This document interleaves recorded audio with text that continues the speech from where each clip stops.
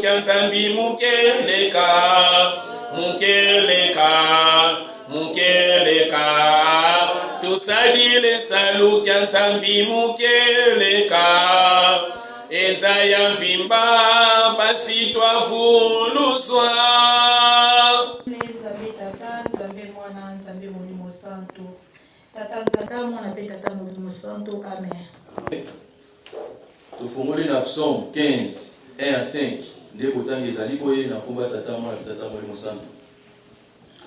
Psaume de David. Ô Éternel, qui séjournera dans ta tente, qui demeurera sur ta montagne sainte? Celui qui marche dans l'intégrité, qui pratique la justice et qui dit la vérité selon son cœur. Il ne calomnie point avec sa langue, il ne fait point de mal à son semblable. Et il ne jette point l'opprobre sur son prochain. Il regarde avec dédain celui qui est méprisable, mais il honore ceux qui craignent l'Éternel. Il ne se rétracte point s'il fait un serment à son préjudice. Il n'exige point l'intérêt de son argent et il n'accepte point les dons contre l'innocent. Celui qui se conduit ainsi ne chanelle jamais. Lufwa lwambe lwakikubikilwa kwaya venzambyambe matwawizana yefumwambe ibuna mpe mavangamena lufwa lwambe lwakikubikilwa kwaya venzambyambe matwawizana yefumwambe ibuna mpe mavangamena lufwa lwambe lwakikubikilwa kwaya venzambyambe matwawizana yefumwambe ibuna mpe mavangamena bonso bulu telanga omukini tukeno vomono wafwangeni ntakuzazo kelekangaaluzeyeo vonzambi pengalenda beluzamiwenasenyababyo iluteleleo lutomajozaya imwanda ngenaye moyo pe izingangatakuzazo iluteleleo lutomajozaya pe imwanda ngenaye moyo pe bonso bulu telanga omukini tukeno vomono afwangeni naye nontambuzazo kelekangaaluzeyeo vonzambi pengalenda belozamiwenasenyababyo iluteleleo lutomajozaya pe imwanda ngenaye moyo pe izingangatambuzazo iluteleleo lutomajozaya pe imwanda ngenaye moyo pe busubulu telanga omukini tukeno vomono afwangeni namuzazo kelekangaaluzeyeo vonzambi pengalenda belozambiwenasenyababyo iluteleleo lutomajozaya pe imwanda ngenaye moyo pe izingangatambuzazo iluteleleo lutomajozaya pe imwanda ngenaye moyo pe bosabulu Kelanga omukini tukeno Fongono afwangeni Gena yeno tanguzazo Kele kanga luzeyeo Vonzambi penga lenda belo Zambi wena semya byabyo Iluteleleo Luto mabya zayampe Imwanda ngena ye moyo pe Izinganga tanguzazo Iluteleleo Luto magyoza ya pe Imwanda ngena ye moyo pe Ngaiki mbangu na ye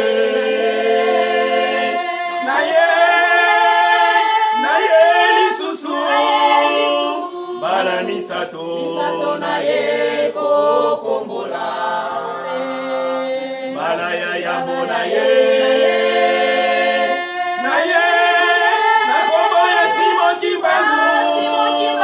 Mingi boyo kaki bomo na kinga itena Ya mibale na ye Na kombo ya diengena Lelo na zongi na kombo ya kimba mukiangani Ngai kimbangu na ye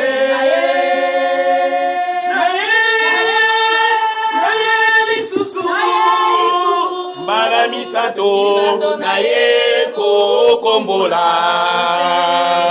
Mbala ya yambo na ye na kombola kimbangu Ngiba yokaki bomo na kinga ite Ya mibale na ye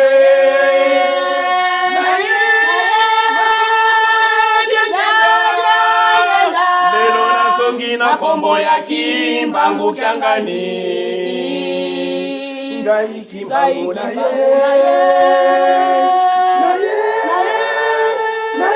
lisusu Mbala misato na ye kokombola Mbala ya yambo na ye na kono ya simbangu Mingi boyo kaki bomo na kinga ite Ya mibale na ye na kono ya diengenda Lelo na songi na kombo ya kimbangu kyangani Na ye lisusu Maye boyo kaka Boko mona mango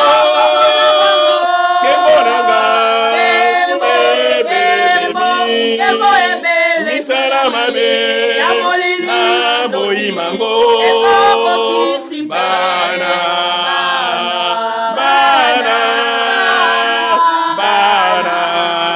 na ye kokombola bana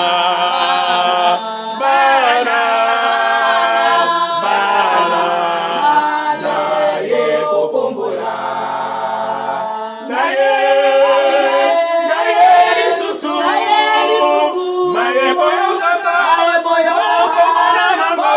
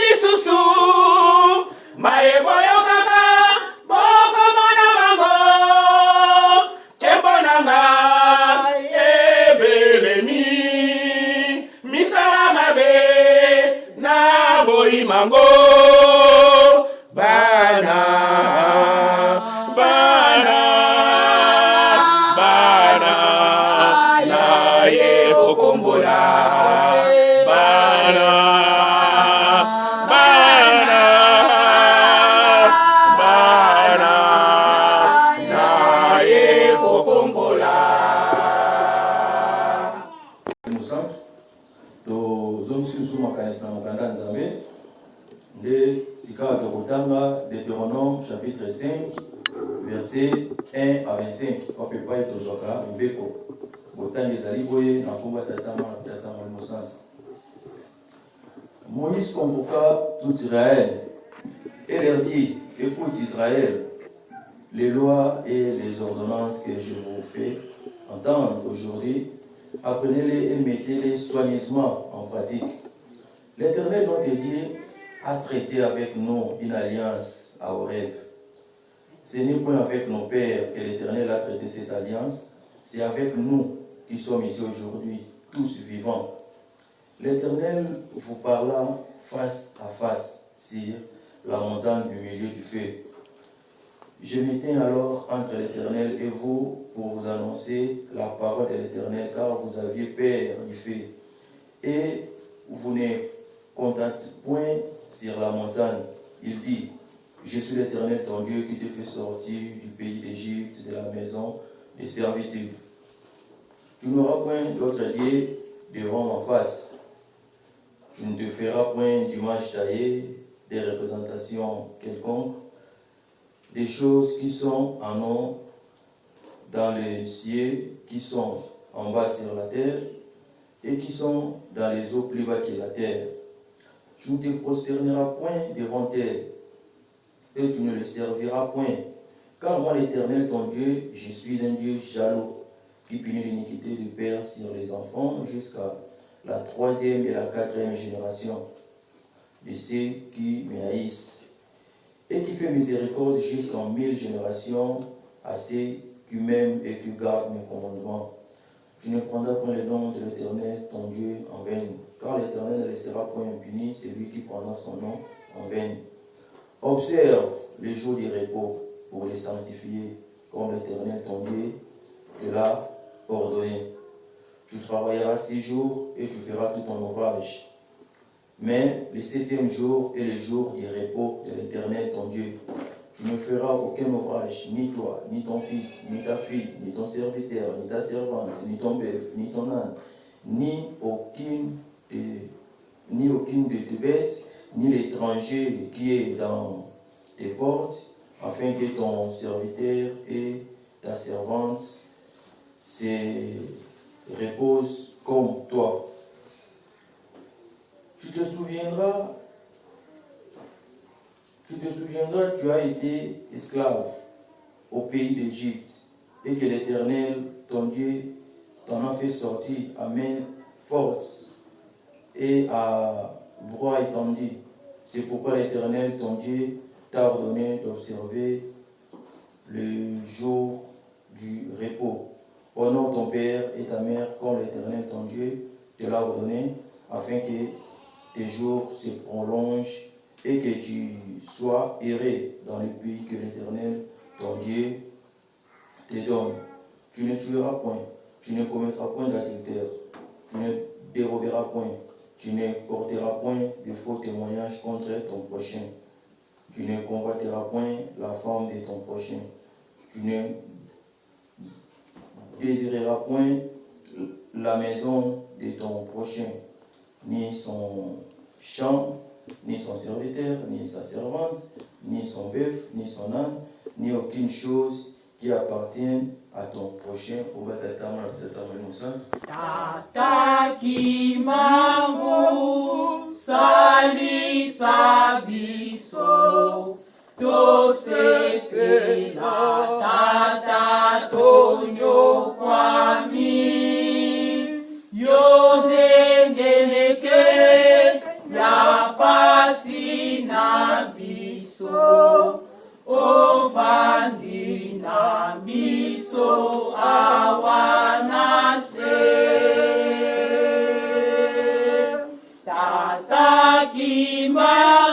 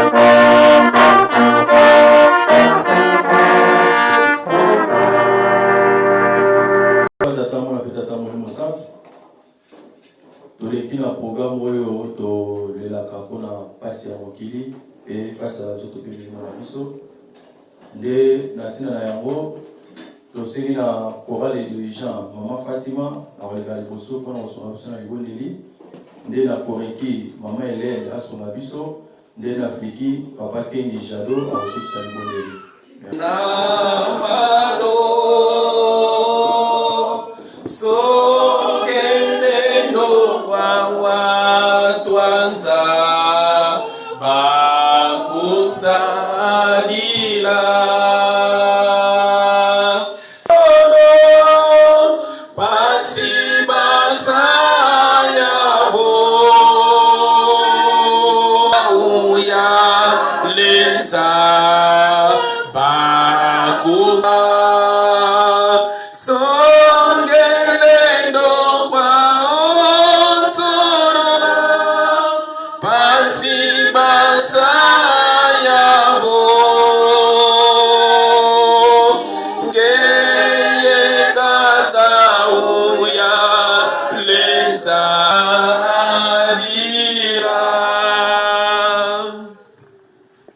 Oremos.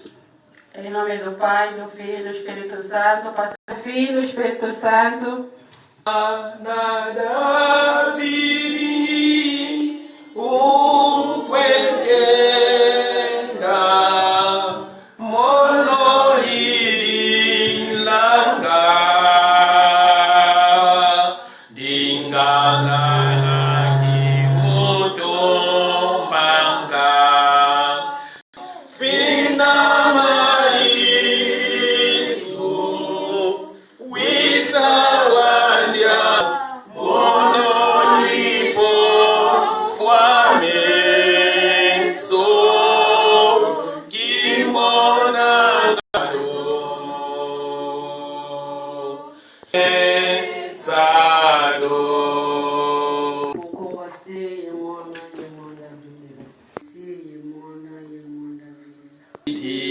Dowiza watuvuluza emfulusi kwange twizidi dowiza watuvuluza yesemo nguvu yoyo kufungilayo makasiko enzapamba kwanayena mengi matusungili yesemo nguvu yoyo kufungilayo makasiko enzapamba kwanayena Tata mwana pita tulimo santo Nzambe tata kisolokelo Nzambe tata Mwana Kiangani Nzambe tata Dangeta Kuntima ina misatu na Nzambe moko Papa Simokimakani Nzambe Molimo Santo Papa ya yambo kokota ya mwana yo moko na isika oyo tosengaki bolimbisi na mabunga na biso nyonso oyo tosalaka ntango nyonso esepelisaka yo te ndenge na koka oyo biso bambasade misato toponami tomemi lisusu mokumba ya bana na yo nyonso bazali na esika oyo mpona koya kolela bapasi ya mokili biso tozali ya kokoka te Nzambe na biso okokisa biso pasi na biso yo bosani yango te yo lobaki bajeune bokomata bangomba bapapa bamikolo bakobikola biso bayeyo tomata ntina ezali mpona kotambusa to mpona komema message to mosala na yo to étoile oyo opesa mpona biso bana na yo kasi bisika tozali kokende bisika tozali kotambola mikakatano ezali ya ndenge na ndenge makambo ezingi biso ya ndenge na ndenge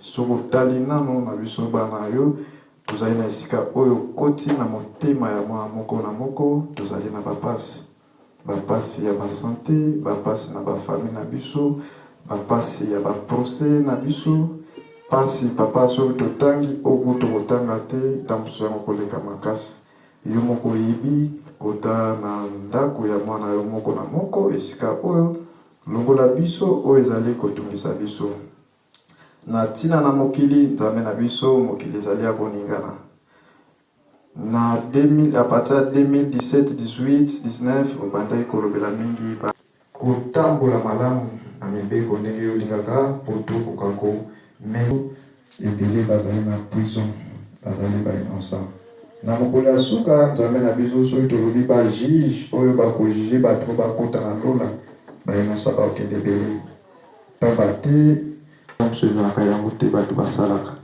yango oyo tokosenga Nzambe na biso kota na baboloko lobela innocent lobela mpe oyo basali bambeba pamba tata Nzambe ekomami ke linga mosu makufi susi na yo ezalaka abongwana mpo na pasi oyo mona lobela bandeko nyonso bazali na maboloko na baka ya pasi Nzambe na biso mwa oyo tata mwana mpe Telemo Santo amen kabela batata Nzambe esika oyo topesaka makabo nde tosengi na bambuta basunga biso na ntina programme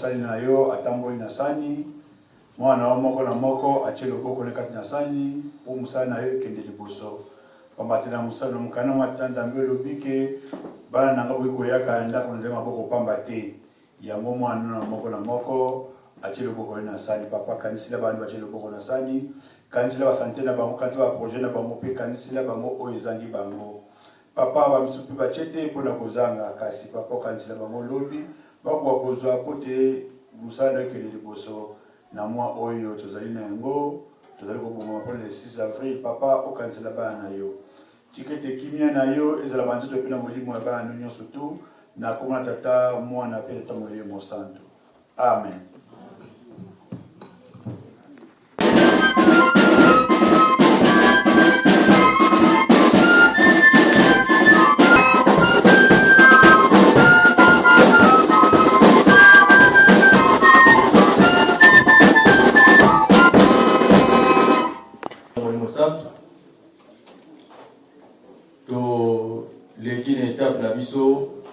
ya prédication nde tozwi lisusu mokanda nzambe mokanda ya bomoi tokotanga na Jean 11 tobandi na 25 tosukisi pardon tobandi na 20 tosukisi na 25 Jean 11 20 à 25 nde kotangi ezali boye na komba tata mwana pe tata molimo santo. Lorsque Marthe apprit que Jésus arrivait, elle alla devant de lui. Tandis que Marie se tenait assise à la maison, Marthe dit à Jésus, Seigneur, si tu étais ici, mon frère ne serait pas mort. Mais maintenant même, je sais que tout ce que tu demanderas à Dieu, Dieu te l'accordera. Jésus lui dit, ton frère ressuscitera. Marthe répondit, je sais. Lui répondit Marthe, qu'il ressuscitera à la résurrection au dernier jour. Jésus lui dit, je suis la résurrection et la vie. Celui qui croit en moi vivra quand même, il sera mort. Tout bon Dieu. Na komba tata mwana tata molimo santo kasi mokimo kenga tata molimo santo ya moto biso merci na tena de merci biso comme tout mon koma lelo ni to simo libisa biso pamba te to dali bato ya solo tanto sima ba libisa na tena masumo na biso to chaka mito na biso na se to sala ba mona sengo te pamba te soki to sala ya mona sengo ezali so bo limisite to sala mona mawa nyonso na mote mo libisa biso pamba te ya moto na mokili to sinaka ba corps liboso na yo ete na mokili to osalila yo kasi na mokili tosalaka makambo mingi esepelisaka yo te nde tosengaka bolimbisi limbisa biso tokomi na mama oyo tokoyoka liloba na yo na biso kaka tokoloba na biso kaka tokoyoka tozali kaka instrument pesa biso okomisela biso na mokolo mwa lelo ezala makambo oyo opesa biso kimia na mitema mpe kobomola biso ya solo na biso na mosuni ntango tokozalaka na bapota soki tokei na hôpital alcool to dake to nyonso batiaka biso na pota epesaka biso esengo te epesaka biso pasi kasi pasi oyo epesaka biso ezalaka ete poko te ekauka biso toye liboso na nzambe toye na baproblème basituation ya ndenge na ndenge na milimo na biso tosengi nzambe na biso sokola biso na kisi na oyo ya molimo oyo ekosala ete tozonga normal tosalela nzambe na kimia mpe na solo okomba tata mwana mpe tata molimo santo amen. Na komba tata mwana mpe tata molimo santo totangaki mokanda ya psaume totangaki na psaume 15 na psaume 15 1 à 5 totangaki ya solo ezalaki clair biso nyonso tovandi awa soki batuni biso eloko nini toyeli awa réponse ezalaka moko toye kobikisa milimo na biso toye po ete mokolo ya suka ntango tokotika mokili oyo tomona nzambe tomona nkolo yesu tomona papa Simon Kimbangu papa Dialunga na papa Dendenda ndenge toyebeli bango bazali banzambe moto takoloba ke nga na ye mpona ya kolekisa aire mpe eloko osala na ndako eza te moto akoloba bongo aza te moto takoloba nga na ye kaka mpona ya kotala ndeko nanga moko nalingaka mingi aza te biso nyonso tokoloba kaka toye koyoka liloba nzambe to toye kosalela nzambe mpo mokolo ya suka tobika biso bato oyo toye koluka kobika na esika oyo ntango tangeli biso psaume 15 na psaume 15 bayebisi biso mpona tobika esengeli na biso tosala nini. Biso nyonso tozala la majorité tokendaka na misala ntango tokomaka kuna ezalaka na baordre tokutaka bamosusu bakoloba awa balataka boye awa basalaka boye awa bazongisaka boye. Soki osali ndenge kompani aza kosenga te mosusu balongolaka na misala misusu ezalaka baproblème. Nde lelo oyo toye na esika oyo kobikisa milimo ntango tokomi nzambe oyo ayambi biso na mikumba na biso andimi kobikisa biso apesi biso mot d'ordre to apesi biso baconsigne tokosala mpo tobika. Nde makambo oyo biso tokosala mpo tobika nde yango oyo batangeli biso na psaume 15.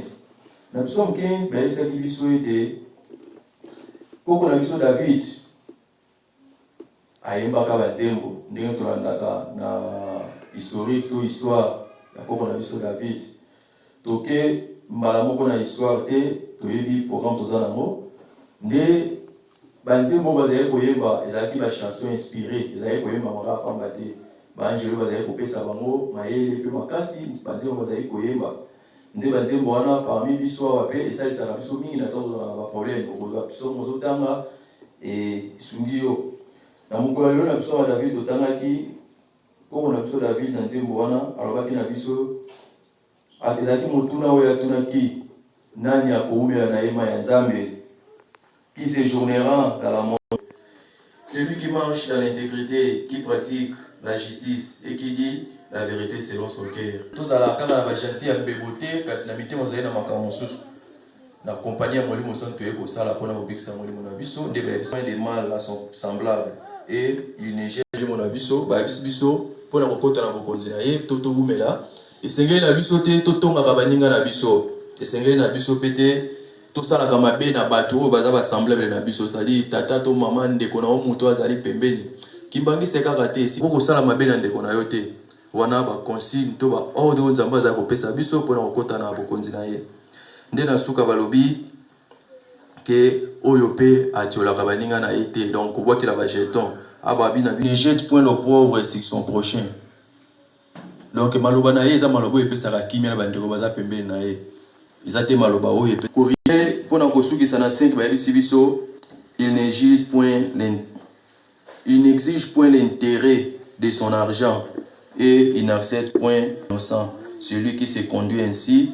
Surtout ça exemple la compagnie babi na biso oyo asalaka makambo oyo ye wana ndako mona bokonzi ya Nzambe sadi moto eza moto ya eta defisi ndeko na ye mbongo asengaka intérêt te mpe azwaka likambo te mpona kokweyisa moto azali sembo likambo oyo sali mabe nde tolobaka na balangage na biso ya lelo aza bureau to aza collègue to aza moto olingaka mingi ozwi mabe oyo asali olatisi yango moto mosusu asali na eloko te mais na conscience oyebi ke moto oyo naza kolobela likambo oyo azomérite yango te na mokuse bizaleli wana esengeli te na biso bandimi.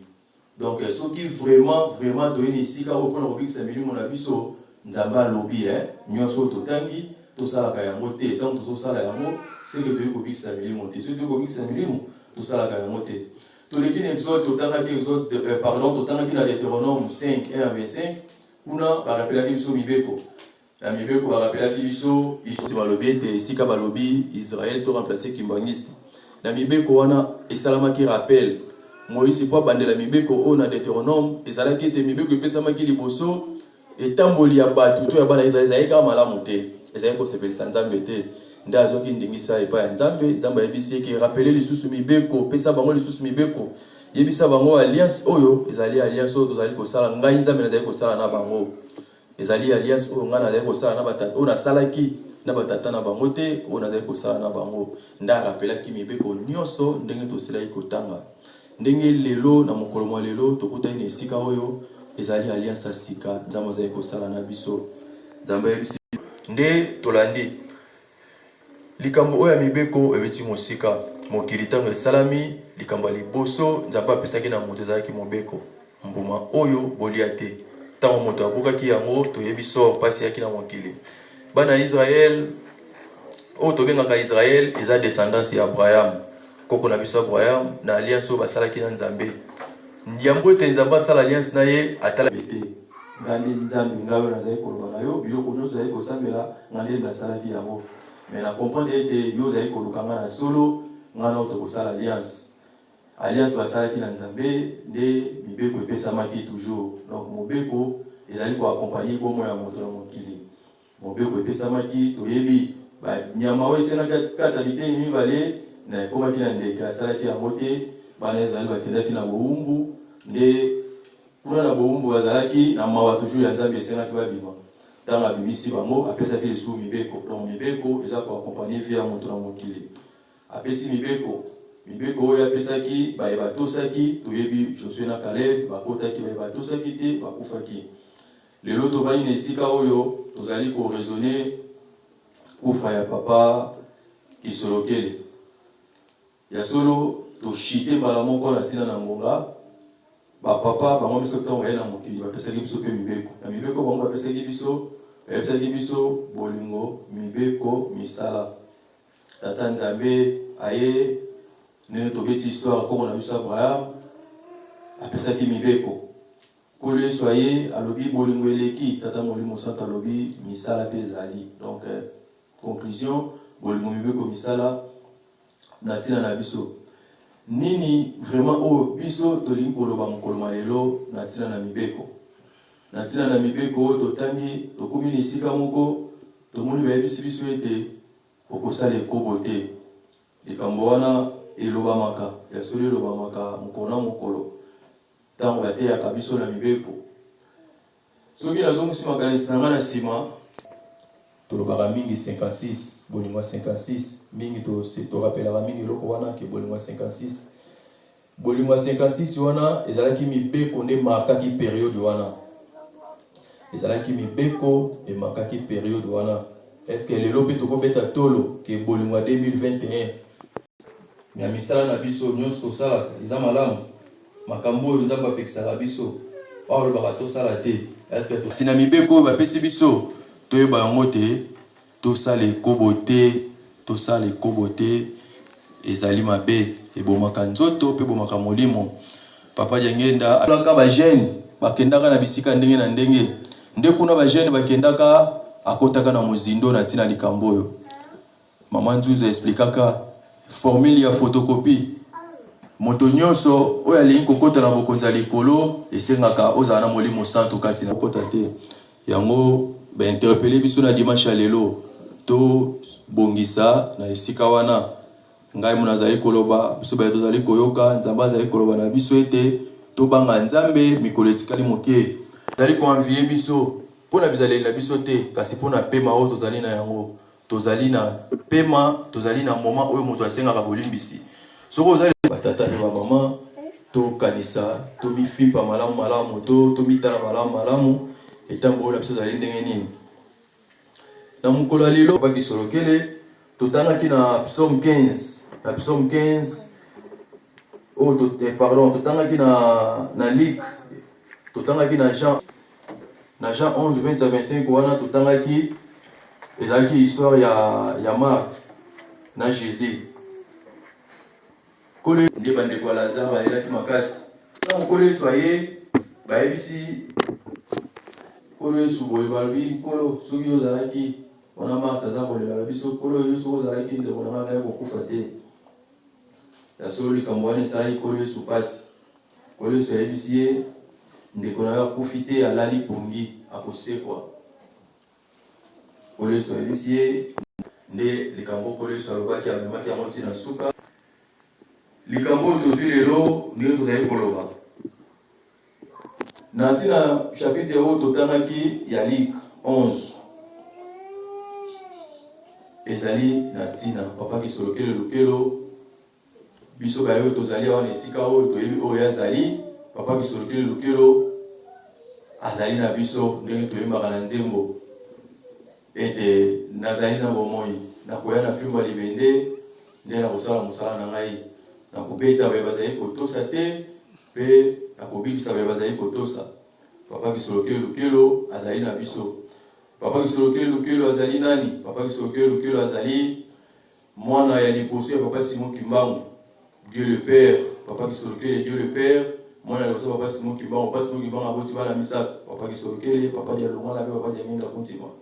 papa qui solokele dans âge à 7 ans akangamaki soki akangamaki ezalaka apa lobaki vérité nini ya lobaki mindele tango toyebi so papa Simon Kimbangu tango bakangi na 1921 sengelaki ete accumuler ba charge to accumuler ba mitif oyo ko permettre ete ba condamner ndenge bazali na posa ya koboma ye papa qui solokele abengisamaki des reçus à des ressources papa Simon Kimbangu colonel de guerre azaki mokonzi esengeli kosamisa basoda kasi azali kosamisa bacivile toujours na injustice ezali na mokili papa qui solokele lokelo batunaki ye yo ozali mwana moke eske misala oyo tata na bazali kosala ezali misala ya solo papa qui solokele alobaki oui ezali misala ya solo batuni ye lisusu ezali kosala différence entre moto ya kufi na moto ya lali papa qui solokele alobi oui nayebi moto ya kufi mpe moto ya lali yo okende relégation na boma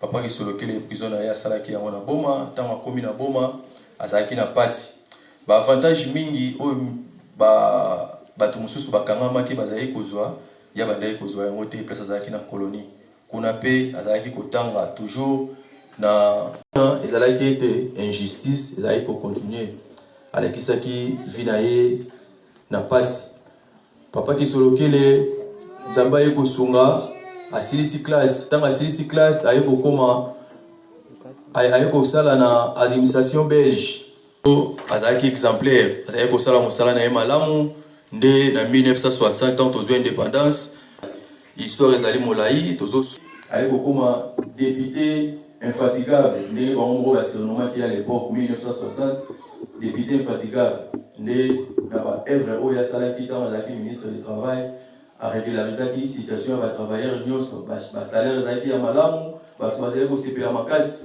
na reine na ye tant que ministre du travail parmi baœuvre ya tika toyebi INPP oyo ezali na Kinshasa mpe ezali na baprovince mosusu ya RDC ezalaki baœuvre ya papa qui solokele na mosala asalaki papa qui solokele na 1970 aye kokende na poto na Belgique précisément nde kuna nde implantaki église kimbangiste na Belgique papa qui solokele ozwi Suisse ozwi Belgique ozwi France ezali ba pays oyo papa qui solokele a implantaki église kimbangiste kuna na 1970 wana déjà ntango azalaki na poto azali kosolola na bandimi mingi mpe azali kocomprendre la difficulté oyo biso bandimi tozalaka yango na bamboka oyo ya poto azali koyede bato mingi papa qui solokele toyebi basituation ya baimmigration ndenge ezalaka chaque bato azali koke kosamba bazali koyeba papa qui solokele papa qui solokele abandaki koloba na bango makambo abandaki koloba na bango ntango wana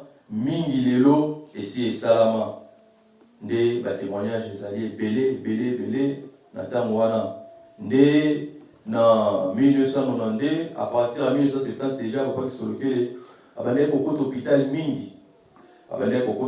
mingi suite ya vie oyo akolaki nango souffrance ezalaki makasi santé nzoto vraiment ezalaki kopermettre lisusu te non seulement kaka yango na spiritualité kilo ya masumu ya ngai na yo tozali awa lelo nde ezali kopesa pasi toyebi biso nyonso tozali bandimi nani oyo bango bazali mpe nini oyo bango basalaka mpona biso nde toye kokóma na 1992 papa qui solokele azotala montre misu na ye ezoningana te atuni ye namoni oza concentré ozotala kaka montre problème nini papa qui solokele ayebisi ye nazotala baminiti oyo etikali mpo nga natika mokili oyo infirmière wana asekaki amoni kaka neti papa qui solokele azosakana na ye nde na ngomba moke bakimbangisi mpe bayaki kotala ye na hôpital ntango bakimbangisi baye kotala ye na hôpital ayebisi bango bazalaki wana lobi ngai nabeli mingi namoni mpasi mingi nakotaka hôpital presque chaque semaine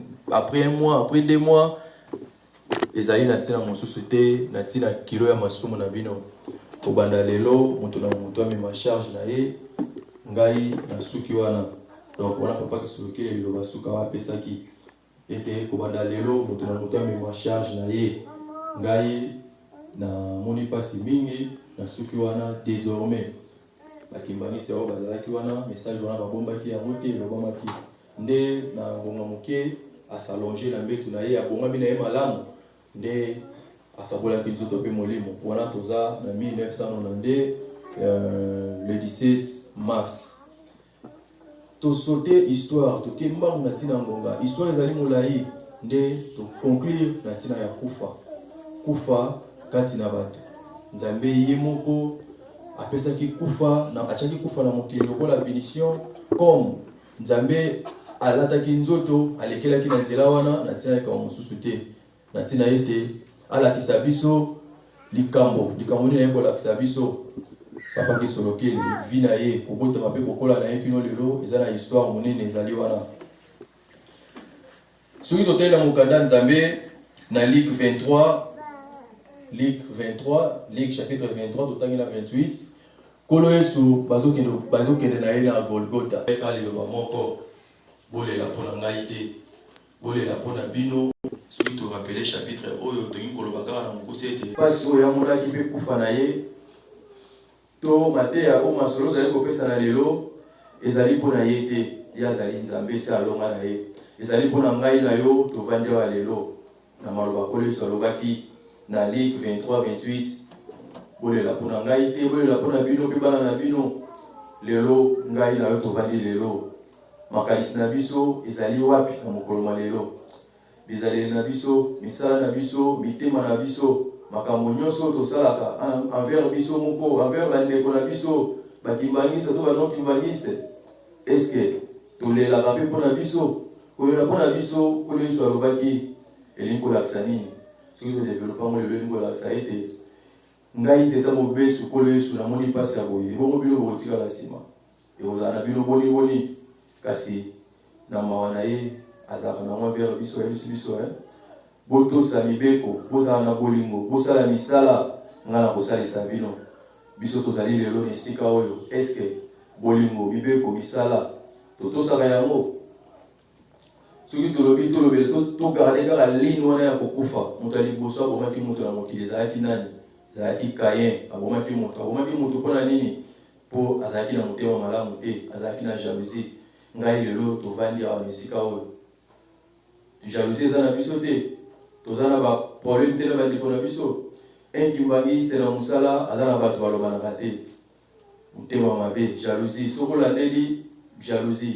Enkimbangiste na famille aza na bato balobanaka te, kimbangiste ablokaka so wana tokomona bokonzi ya Nzambe. Toza sir na misala oyo nyonso toza kosala wana tokosepelisa papa ki solokele oyo tolateli ba uniforme lelo. Toza sir na maloba mabe oyo tobimisaka na bandeko. Esprit ya Kayin, molimo wa Kayin, Abel atumbi mbeka, toyebi histoire, yepa tumbi mbeka, ya Abel ekei ya collègue to ndeko na ye lamba sika ya kangisi ennemi. Kimbangisa ke na classe ya bimile 5e, ndeko ya bimile 1er, akangisi ndeko wana ennemi. Kimbangisa ke na musala atali péché ka muninge leki ya ye, akangisi ndeko wana ennemi. Kimbangisa aye na église. Toza sir ndenge tovandi awa esika oyo papa kisolokele soki aye en chair et en os akoti awa. Akosepela biso na misala, akosepela na biso na bizaleli mpe misala na biso. Na yango mbele epesami ya ngai na yo mokolo lelo. Kolo Yesu ayaki na mokili akufaki po alobaki vérité. Papa Simon Kimba ayaki po abikisa biso alobi vérité ete mundele akozonga na mboka na ye, mundele asepelaki te abomaki ye. Papa Simon Kimba okianga lelo azali kobundisama na bato ndenge na ndenge mpona kaka vérité oyo ezali kati na ye. Ngai na yo kimbangisi oyo tozali awa lelo, totambola na bosolo, tozala na vérité po ete tokoka kobika. Baye oyo balekaki liboso na biso, oyo balandaki nzela oyo ngai na yo tolandi, toza na baexemple nyonso. Baye batambolaki na solo, babikaki. Biso mpe tozali awa lelo, esengeli na biso totambola na solo. Tolingana na biso, totika bafitilité ya pamba, bamakambo ebele tozali kotia na mitu, tozali kotia na mitema, tozali kolanda. Ebikisaka milimo ya bato te. Tolingana, tosala na bolingo ya solo, tosalela Nzambe na biso na solo. Papa ki solokele ndenge toketi histoire moke, tokei mbangu, tosote na tina ngonga. Soki tokendaki na molai, tongai tomona voir même ba poison. Papa ki solokele abali mosa liboso na boma baboti bana bisato. Mais na mutema mabe oyo tozolobela awa, esprit ya Kayin, mindele batiaki choc na mwana na mwasi wana. Atira papa ki solokele poison. Likambo wana epesaka bakimbangisi pasi na pe mama mwile epesaka ye pasi makasi alelaka nde programme esalamaka mama Poli nde ayaki ko mama mwile ayaki ko préparer à partir en kamba nde papa Kisolokele ayi kobala tozotonga nkamba tomikotisi na ba distraction kokumisa babilamba kokumisa ba griffe kokumisa mituka kokumisa babozio tozali na yango to kokumisa bandako soki tozongi na histoire ya Lingomba papa dia longa mboka toyebi muto azana kopetanga koti na zamba makambo ni eleka kuna nzambe kolo Yesu azaki bango nyonso bazali coloniser okokolata pantalon te okokolata chemise maboko milai te papa Fumambanza ningisa eka wa moto nde akoma eko ya kolata pantalon siko ngai na yo kimbangiste tokoma na biso na distraction ya kolia kolata yango tokoma ko ekoma sujet ya kocholela baninga na biso est-ce que elle n'était une histoire ya moketo lobi awa nzambe molimo santo kolo Yesu papa Simon Kimbango zaye kotambola nkamba timbanza sanda makolo kamba timbanza ngonga yo kotambola makolo Fumambanza ko koloba te 4 ko ya nkamba zaye kotambola makolo est-ce que bazama ki yango ezali distraction batata ba maman soki tolobi tokumisa bandako papa Kisolokele lokelo na âge ya 7 ans papa dialonga na kiangani na âge ya simamona moke batongelaki mama mwelu ndako ndeta batongi ezalaki ndenge nini ngai nayoki mbangisi lelo tokoloba ete ngai mwa moke tata nzambe abongiseli biso mokoma lelo tika tobomba tosalela yango komba tata mwana tata molimo santo amen. Notre Père qui est au ciel, que ton nom soit sanctifié, que ton règne vienne, que ta volonté soit faite sur la terre comme au ciel. Donne-nous aujourd'hui notre pain de ce jour. Pardonne-nous nos offenses, comme nous aussi nous pardonnons à ceux qui nous ont offensés, mais ne nous soumets pas dans la tentation. Délivre-nous du mal, au nom du Père, du Fils et du Saint-Esprit. Amen.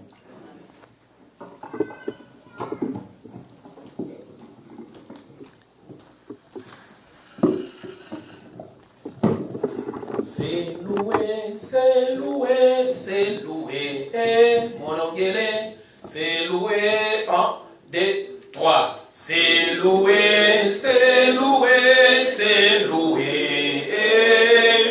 Monongele, Lusalaye, Luvuvamu, Angolo Samba, Kaditangwa me Yasala Ilungiri. C'est loué, Monongele, Lusalaye, Luvuvamu, Gele Kwatata, Gele Baka, Ngolo Samba, Kaditangwa me Yasala Ilungiri. Beno Babu,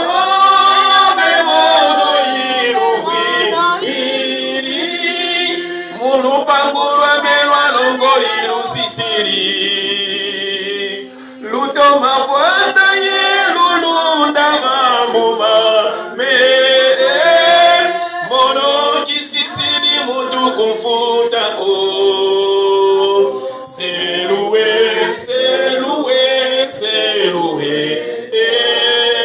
nzona sikumbisa lukalu yoiko.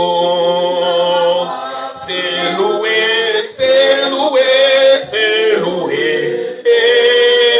Konsokanunga kobuna kiso bakyali.